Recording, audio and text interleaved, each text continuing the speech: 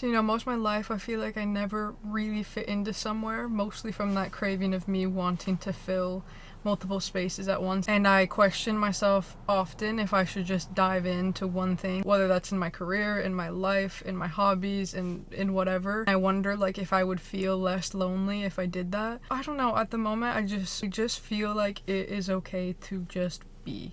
Be great, be in places that you don't belong, be out of your comfort zone, be curious, be kind, be the person that you feel drawn to being, be silly, be serious, sometimes be the smartest person in the room, and sometimes be the dumbest person in the room. Like, I think that there is a natural loneliness to just being. We're always changing, and I think then it's hard to find groups of people that are gonna do the same exact things as you all the time. And I feel like if you can get really good at being alone and being great by yourself, you will unlock amazing things. I've gotten really good at putting myself in places and situations that I probably shouldn't be in, right? Like, people after the fact ask me like, how did you have that opportunity? How did you do this? How did you do that?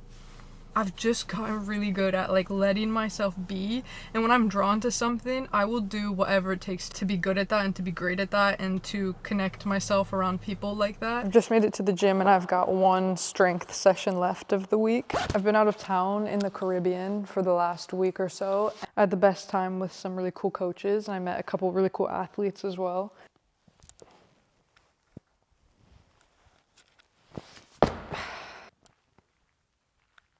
I started properly introducing some like spinal work, I think in March of this year. It was like the first time that I really did a bit of research on it for a lot of my speed stuff, speed sprinting, running. But this last week, we did a lot of that work during all of our strength sessions. And so I feel like I'm taking that back and it feels so good. Yeah. Here's the end of my training week here. So we're just like, I'm giving what I can, but I actually feel quite nice today, so.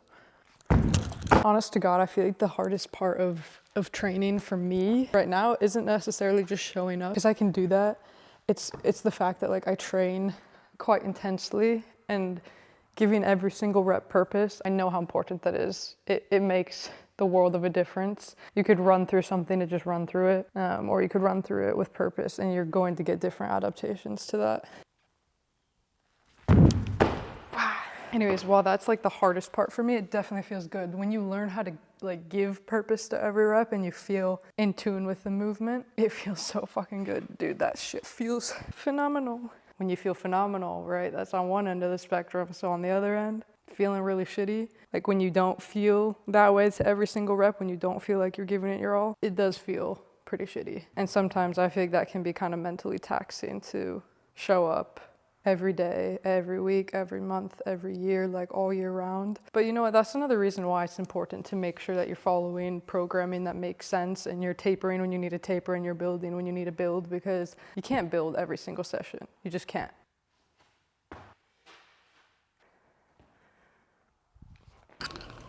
These are gonna feel so nice today, because I feel like so many of my heavy lifts I've had really strict tempos on for a while. When you do that for like 8 weeks at a time, and then you release the tempo and you just got the weight moving, oh shit, I feel so fast. Papito. What the fuck? I am to the point though where like 8 reps each leg, 16 reps total, like that shit is cardio. Ay, Dios mío.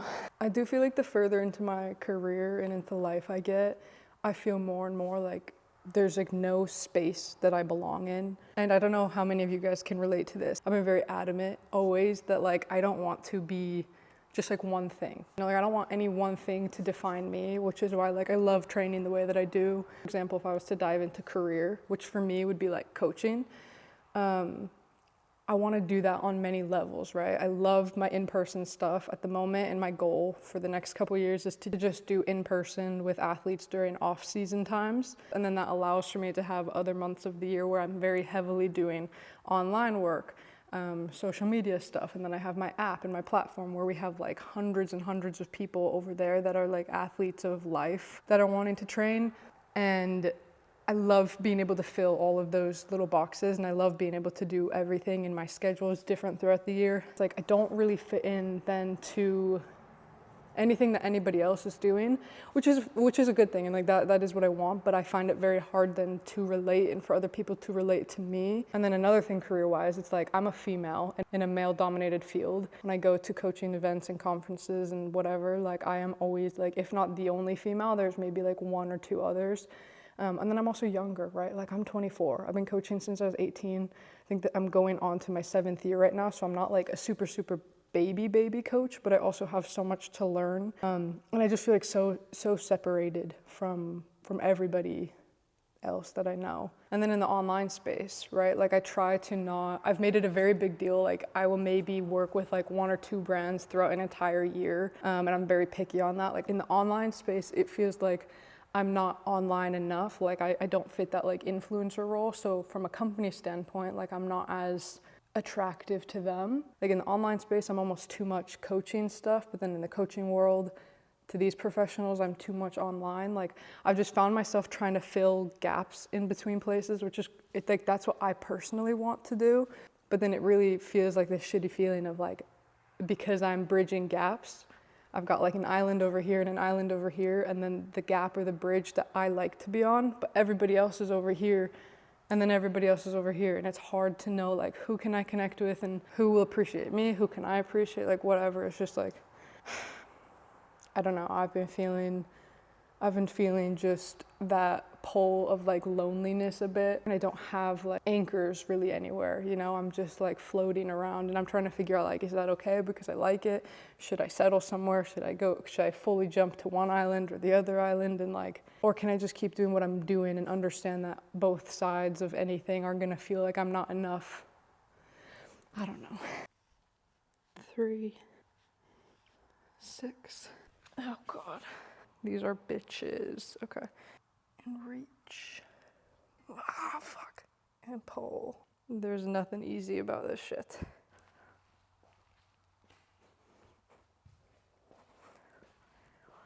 Oh, fuck. My hamstrings are cooked. Guess who's back in the motherfucking house?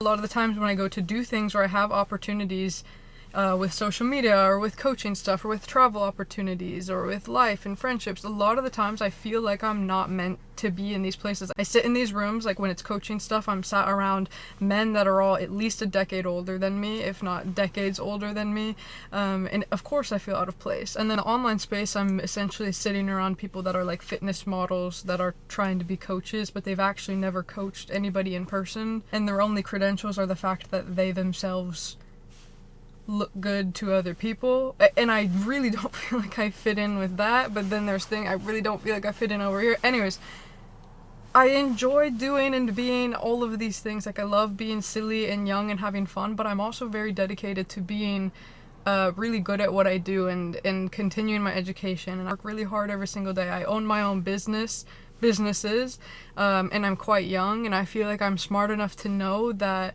I am still kind of dumb in a lot of areas, and I feel very content with that.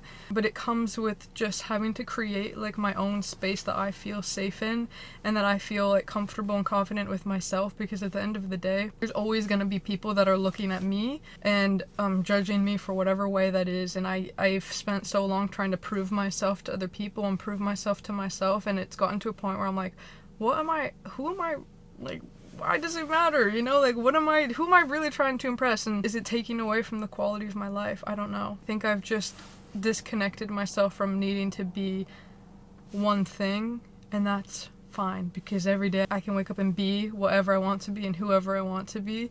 And as long as being a good person and trying to be better than I was yesterday is at the top of the agenda, then it's kind of irrelevant what I'm trying to do or accomplish at any given day, right? So I'm trying to not waste my life trying to fit into certain boxes just to have company around for the sake of company. I'm trying to enjoy my own company while I can float around and explore and meet and learn in ways that I never imagined, while being okay with the fact that I don't really have anybody to fully like rely on, and I don't have anybody that's really fully ever going to maybe understand me on like a deep complex level. But that's just kind of that. Like, that's nobody's job. I'm just trying to appreciate all of these things and be proud of myself, because I'm trying to be great every day. And I am quite proud of myself. You know, I'm doing things that I never could have imagined myself doing, and I think now it's just balancing the feelings of like, okay, I'm doing these things, and I